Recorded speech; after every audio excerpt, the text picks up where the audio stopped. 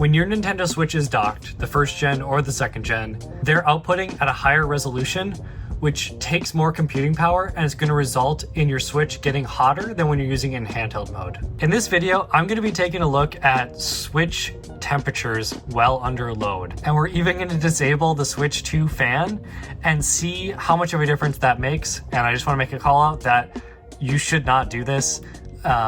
This is just for experimental purposes only. There could be some very negative side effects that I will find out shortly here in this video, but I'm also going to see like what temperature various games run at, share anything interesting that I'm able to find out regarding the Switch 2 cooling system. While I'm getting set up here, I just want to mention that most people that watch my videos aren't subscribed. But subscribing is completely free, and it's a great way to support my channel, and I upload new videos every week, except this month I'm uploading videos twice a week to celebrate the launch of the Nintendo Switch 2. Something that's interesting about the first Switch is there's very little wiggle room inside the dock itself. This matters because we need space for hot air to rise out of the dock, right?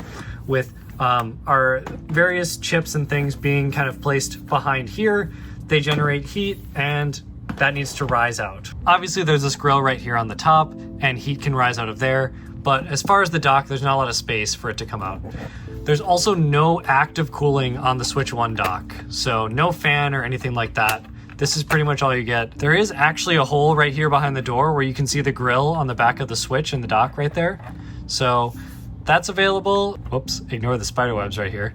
But essentially that's the effective cooling, and this cooling solution isn't that great either because this is going to be closed, but this is where it's going to pull in cold air and expel the hot air up here. So that's the extent of the cooling on the Switch 1, and it's very minimal, but this console didn't get very hot. The Switch 2 is a different story. So if we look at the dock first and foremost, you'll notice there's a lot more give and wiggle room with the Switch when it's in the dock. I think one of the main reasons for that is to allow heat to rise out of the dock, especially behind the Switch here. So if we take this out of the dock, we can see that we can actually see through the dock. We can see through it in several different spots because it wants to pull cold air through the base of the Switch itself. So there's a lot of little gaps for air to get through, and the active cooling fan is right behind here. So we're pulling in air from the bottom and sides and expelling it out of the top, as well as letting hot air rise out of the back of the Switch as well. So that space has been added in the dock, so it's easier for hot air to get out. Obviously, there's a lot of titles that I can try from the Switch 1 on the Switch 2. There's very limited Switch 2 titles available at launch, but I'm going to be kind of focusing on Mario Kart World and Cyberpunk 2077. Cyberpunk is a very intensive game when it comes to typical computer hardware, so I'm very curious how the Switch 2 will handle it and how hot it will get. So I'm going to be unboxing it and running it for the very first time in this video. Another big added benefit of buying the physical copy of Cyberpunk 2077 is the entire game is on this cartridge. So this cartridge will work long after Nintendo servers go down, and that's pretty awesome. There's less and less cartridges that have the entire game on them, and Cyberpunk is one of the good guys still doing that. You also get these cool stickers in the box as well, which is awesome. And you even get a little thank you note from the developers right here. We're gonna see how hot it runs with the cooling, and we're gonna see how hot it runs without the cooling. All right, we got the game running, and we're gonna kind of run it for about 20 minutes and see how hot the Switch gets with the cooling fan enabled. The fact that this runs this well on $450 handheld hardware is pretty crazy to me, genuinely. Okay, we've been playing for a while. I can feel the heat coming out of the console. I've got this IR thermometer here, extremely scientific. Okay. It says it's 100 degrees at the top. That's very interesting. Now we know from the x-rays of the console that the hottest parts are gonna be right in here. So we're gonna go ahead and hit right in between the logo and the 2. 92 degrees. What about up here? Reading 95 degrees, 94. What about down here? 94, 93. Okay, let's test the front of the screen as well, which is also noticeably hot. Yeah, 98 degrees on the front of the screen. Your hottest point is gonna be where the heat is coming out of this grill on the top. So that kind of answers our question.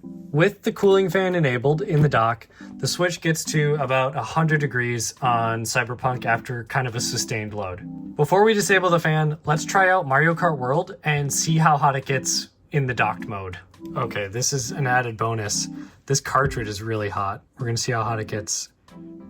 Yeah, the cartridge is 86 degrees. Yeah, this cartridge is reading 88 degrees on the front after being in the Switch.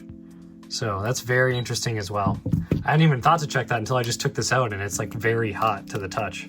So that's pretty interesting. All right, I just finished the 4th race. I think it's the Banana Cup. I don't remember, I just kind of picked one randomly. I just got 3rd, guys. That's not good. But I got 1st in the rest of them. I don't know if that gets me 1 star or 2 stars or no stars. I guess we'll find out here in a second. Okay, I get 1 star for that. Whatever, we take it, we take it. But that's besides the point. Switch, I can feel the heat coming up, can't really tell. Let's see how hot we are on top. 105. It keeps jumping up to 110, 108, 111. Okay, take another reading here. Let's see, 106. So yeah, I can definitely feel the heat rising. And this is like, these are concerns that everyone who's been using the Switch has been sharing online. I think this is much hotter on the back than it was playing Cyberpunk. Let's see here.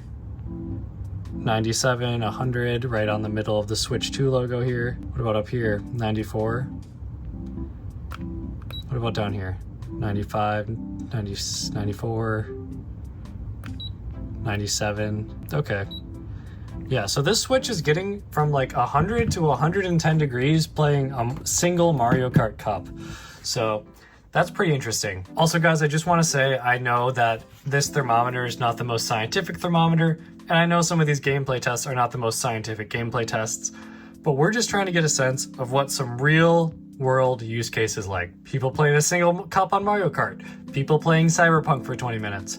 Obviously, people's Switches are going to be in various different cooling beneficial or less beneficial areas. Like if it's stuffed under a cabinet in your living room, it might have less cool air to get to. So this 110 degree air could be getting stuck in the cabinet with your Switch. So that's kind of why I'm making this video, but enough rambling. Let's cover up the fan holes on this and see what temperatures we get. I have kind of an interesting strategy for covering up the fan. Essentially, my plan is to cover all of the fan openings with tape so that I don't have to like modify this dock and potentially break my fan. I'm just gonna cover up the fresh air gaps and we'll see what it ends up looking like, I guess. It's gonna be pretty messed up. Okay guys, so we've used some packing tape and we've covered this exhaust right here. We've covered this down here. I'm not sure if any air gets in there, but I've covered it anyway. And I've also covered the bottom where I believe it's pulling in fresh air down here into the fan and cooling system. There's no other major gaps to cover. Again, I'm not physically disabling the fan, but I am preventing airflow from circulating in there. And again, I do want to say, do not do this. This is for experimental and educational purposes only. And then this will give us an idea of just how effective the cooling on the Switch is, which will in turn inform, you know, if you need to be more careful about where you're storing your console and stuff like that. So now that we have our dock modified, we're gonna plug everything back in here. And I'm a little nervous about this because I don't want anything to happen to my Switch, but I do kind of want to see for science what happens here. Because we just did Mario Kart, I think we'll do Mario Kart again, and we'll recheck the temperatures once we run another cup. All right, I just finished another cup. I think I got 2 stars this time. I got 57. Is that 2 stars or 1 star? Okay, nice. That's actually 2 stars. So we did it, guys. Okay, but that's not the point. Let's check really quick. We just finished. The fan was disabled that entire time. Let's see how much hotter this Switch has become. Looking at the top here, 96 degrees, sometimes reading over 100, but overall not that hot. 97. Let's pull this thing out. I pull it out and I instantly hear the fan spinning on the back, which I haven't heard before. Reading 104 on the back, right in the middle of the logo there. Pull it again, 100. We do probably rapidly cool down the second we pull it out of the dock, but it is interesting to see. 100. 99. What about down here? 98, 95. Okay. So we're not seeing a huge difference in the temperature. What about over here? Yeah, okay. So when we're running Mario Kart World with no cooling. Up next, we're gonna run Cyberpunk with no cooling and see if there's a big difference there. Okay, I've once again played through to the point where we're going through this kind of scenic overview of the night city while we're kind of flying in this little rocket car thing. So this is the same point I was at when I paused before to take the temperature readings. So we're gonna do this, and this is gonna be the switch to temperature on Cyberpunk with no cooling fan. Let's see at the top, what are we at? 119 degrees, you guys. Let's get another one just to be sure. 117 degrees. This is over 20 degrees warmer than Mario Kart on this same device. Let's try right here. The fans are really kicking up on this device itself, right? The Switch fans I can hear them. You might not be able to hear it on the recording, but 106 degrees here, definitely hot to the touch.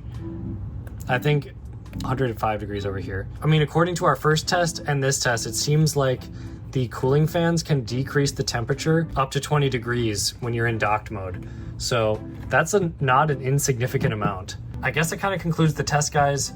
This is just useful to keep in mind. If you're keeping this hidden away in a cabinet or something connected to a TV, you need to be cautious about how hot your Switch is getting. I'm not claiming that Nintendo's in the wrong for the Switch getting hot.